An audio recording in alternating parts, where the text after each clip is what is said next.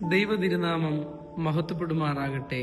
കർത്താവിൽ അനുഗ്രഹീതരെ, പരിശുദ്ധമായ വലിയ നോമ്പിലെ 14-ാം ദിവസമായ ഇന്ന് നാം ധ്യാനിക്കുന്ന വേദഭാഗം വിശുദ്ധ മർക്കോസ് എവൻഗേലിസ്ത എഴുതിയ സുവിശേഷം 1-ാം അധ്യായം 21 മുതൽ 28 വരെയുള്ള വേദഭാഗമാണ്. നമ്മുടെ കർത്താവ് കഫർനഹൂമിൽ ദേവാലയത്തിൽ വെച്ച് അശുദ്ധാത്മാവ് നിറഞ്ഞിരുന്ന ഒരു മനുഷ്യനെ ശുദ്ധമാക്കുന്ന ഒരു അനുഭവമാണ് അവിടെ നമ്മൾ വായിക്കുന്നത്. ദുഷ്ടാത്മാവ് ബാധിച്ച മനുഷ്യൻ അവന്റെ സാന്നിധ്യം ദേവാലയത്തിലായിരുന്നു എന്നത് ഏറെ നമ്മെ ചിന്തിപ്പിക്കുന്ന ഒരു കാര്യമാണ്. കാരണം നിരവധി മനസ്സിന്റെയും ചിന്തകളുടെയും ഒക്കെ ആകെ തുകയായിട്ടാണ് പലരും ദേവാലയത്തിൽ കടന്നു വരുന്നത്. ചിലർ പ്രാർത്ഥിക്കുവാനാകും, ചിലർ മറ്റുള്ളവരുടെ കുറ്റവും കുറവും ഒക്കെ കണ്ടുപിടിക്കാനാകും, മറ്റുള്ളവർ പൊതു സംസാരത്തിനായിട്ടായിരിക്കും എന്ന് ഈ ഒരു കാര്യത്തിൽ നിന്ന് നമുക്ക് അനുമാനിക്കാം. എന്നാൽ ദൈവം അവനെ ശുദ്ധമാക്കിയതിന് ശേഷം, അശുദ്ധാത്മാവ് അവനിൽ നിന്ന് പോയതിനു ശേഷം അനുഗ്രഹീതമായ ജീവിതം അവൻ നയിക്കുന്നു എന്ന് നമുക്ക് അനുമാനിക്കാം. ഈ അശുദ്ധാത്മാവ് നിറഞ്ഞ മനുഷ്യൻ യേശുതമ്പുരാനെ കാണുമ്പോൾ അവിടെ പറയുന്നത് ദൈവത്തിന്റെ പരിശുദ്ധൻ തന്നെ എന്ന് ആണ്. നമ്മൾ ദേവാലയത്തിൽ കടന്നു വരുമ്പോൾ യേശുക്രിസ്തുവിലുള്ള അടിയുറച്ചതായ വിശ്വാസത്തെ സാക്ഷിക്കുവാൻ നമുക്ക് സാധ്യമാകണം. അശുദ്ധാത്മാവ് നിറഞ്ഞവനായ മനുഷ്യനെ നോക്കി അശുദ്ധാത്മാവിനെ ശാസിച്ച് പുറത്താക്കുമ്പോൾ, അവിടെ നിന്ന് ആത്മാവ് പോകുമ്പോൾ ആ മനുഷ്യൻ ഒരു പുതിയ മനുഷ്യനായി ജീവിക്കുന്ന ഒരനുഭവം.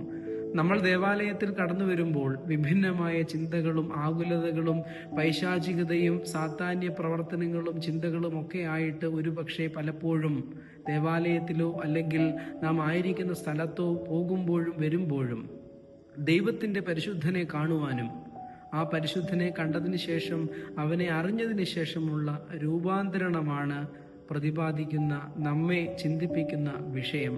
നമ്മുടെ ജീവിതത്തിൽ പ്രത്യേകിച്ച് ഈ വലിയ നോമ്പ് കാലഘട്ടത്തിൽ ദേവാലയത്തിൽ പോകുമ്പോൾ നമ്മൾ ഏർപ്പെടുന്ന മേഖലകളിൽ ദൈവത്തിന്റെ പരിശുദ്ധനെ കാണുവാനും നമ്മുടെ ജീവിത അനുഭവങ്ങളിൽ നമ്മൾ ഏർപ്പെടുന്ന പ്രവൃത്തികളിൽ ദൈവത്തിന്റെ സാന്നിധ്യം ഉറപ്പുവരുത്തേണ്ടത് നമ്മുടെ ആവശ്യമാണ്. കാരണം പൈശാചികത നിറഞ്ഞ ഈ ലോകത്തിൻ്റെതായ പ്രവൃത്തികൾക്ക് അടിമപ്പെട്ടു പോകാതെ ദൈവത്തിന്റെ നല്ല ഇടങ്ങളായി, ദൈവം വസിക്കുന്ന ദേവാലയങ്ങളായി നമ്മെ തന്നെ ഒരുക്കുവാൻ സാധിക്കുന്ന ഒരനുഭവം നമ്മൾ ഈ നോമ്പുകാലത്ത് ഉണ്ടാക്കിയെടുക്കേണ്ടത് വളരെ ആവശ്യമായ ഒരു കാര്യമാണ്. ഈ ലോകത്തിൽ നമ്മൾ ജീവിക്കുമ്പോൾ നമ്മുടെ ജീവിത ആവശ്യങ്ങൾക്കും മറ്റെല്ലാമായിട്ടും അധിക സമയം നമ്മൾ കണ്ടെത്തുമ്പോൾ ദേവാലയത്തിൽ നിറഞ്ഞ മനസ്സോടെ ദൈവത്തെ ആരാധിക്കുവാൻ, ആരാധിച്ച ദൈവത്തിൽ നിന്ന് ദൈവകൃപകളെ സ്വീകരിക്കുവാൻ നമ്മുടെ ദേവാലയ ബന്ധം അത് ആഴത്തിലുള്ളതായി തീരുവാൻ നമുക്ക് സാധ്യമാകണം എന്നുള്ളതാണ് ഈ വേദഭാഗം നമ്മെ ഓർമ്മിപ്പിക്കുന്നത്.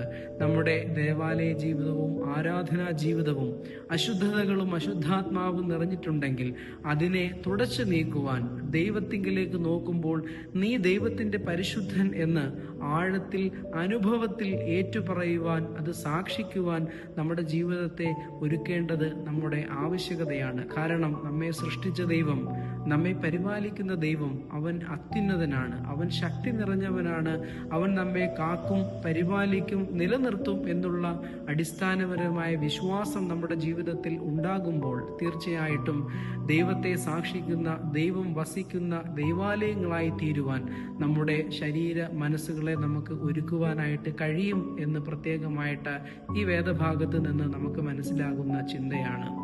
നമ്മൾ നോമ്പ് നോൽക്കുമ്പോൾ തീർച്ചയായിട്ടും നമ്മുടെ ജീവിതം ദൈവം വസിക്കുന്ന ഭവനമായി പിശാചുക്കളെ, തിന്മകളെ ദൂരത്താക്കി ജീവിക്കുവാൻ നമുക്ക് സാധ്യമാകണം. 12-ാം സങ്കീർത്തനത്തിൽ നമ്മൾ ഇപ്രകാരം വായിക്കുന്നുണ്ട്: യഹോവയുടെ വചനങ്ങൾ നിർമ്മല വചനങ്ങൾ തന്നെ, നിലത്ത് ഉലയിൽ ഉരുക്കി 7 പ്രാവശ്യം ശുദ്ധീകരിക്കപ്പെട്ട വെള്ളി പോലെ. നാമും അപ്രകാരം ദൈവത്താൽ ശുദ്ധീകരിക്കപ്പെട്ട നമ്മുടെ കൗതാശികവും ആത്മീകവുമായ ജീവിതം കൊണ്ട് നമ്മെ തന്നെ ശുദ്ധീകരിച്ച് ദൈവത്തിന്റെ പരിശുദ്ധനായവനെ നമസ്കരിച്ച് ആരാധിച്ച് ജീവിതത്തെ ക്രമീകരിക്കുമ്പോൾ ദുഷ്ടാത്മാക്കൾ നമ്മളിൽ നിന്നും ദൂരെ പോകും. തിന്മയുടെ പ്രവർത്തനങ്ങളിൽ നിന്ന്, ചിന്തകളിൽ നിന്ന്, നമ്മുടെ ജീവിത മണ്ഡലങ്ങളിൽ നിന്ന് തിന്മയെ ദൂരത്താക്കി ജീവിക്കുവാൻ, നന്മയെ സ്വാംശീകരിച്ച് പ്രാവർത്തികമാക്കുവാൻ നമുക്ക് സാധ്യമാകണം എന്നുള്ളതാണ് ദുഷ്ടാത്മാവിനെ നീക്കുന്ന ഈ ഒരു സംഭവത്തിലൂടെ കർത്താവ് നമ്മോട് പറയുന്നത്. ദൈവം നമ്മുടെ മനസ്സിലും ശരീരത്തിലും ഹൃദയങ്ങളിലും തൊടുവാൻ തക്കവണ്ണം നമ്മൾ ദേവാലയത്തിൽ നിറമനസ്സോടുകൂടി പോകുമ്പോൾ അവിടെ ദൈവം നമ്മിൽ വസിക്കും എന്നുള്ളതിന് യാതൊരു സംശയവുമില്ല. നമ്മുടെ ജീവിതം ദൈവാലബന്ധിതവും ദൈവത്താൽ അനുഗ്രഹീതവുമായി തീരുവാൻ ഈ വേദഭാഗം നമ്മെ ചിന്തിപ്പിക്കട്ടെ എന്ന് പ്രാർത്ഥിക്കുന്നു. നോമ്പിന്റെ എല്ലാ പുണ്യവും അനുഗ്രഹവും തുടർന്നും നമ്മുടെ ജീവിതത്തിൽ ഉണ്ടാകുവാൻ, ദൈവത്തിൽ അടിയുറച്ച വിശ്വാസത്തിൽ ദൈവാത്മാവിനെ തിരിച്ചറിഞ്ഞ് അപ്രകാരം ജീവിതത്തെ ക്രമീകരിക്കുവാൻ പരിശുദ്ധാത്മാവ് നമ്മെ സഹായിക്കട്ടെ. ദൈവം നമ്മെ എന്നാളും അനുഗ്രഹിക്കട്ടെ. ആമീൻ.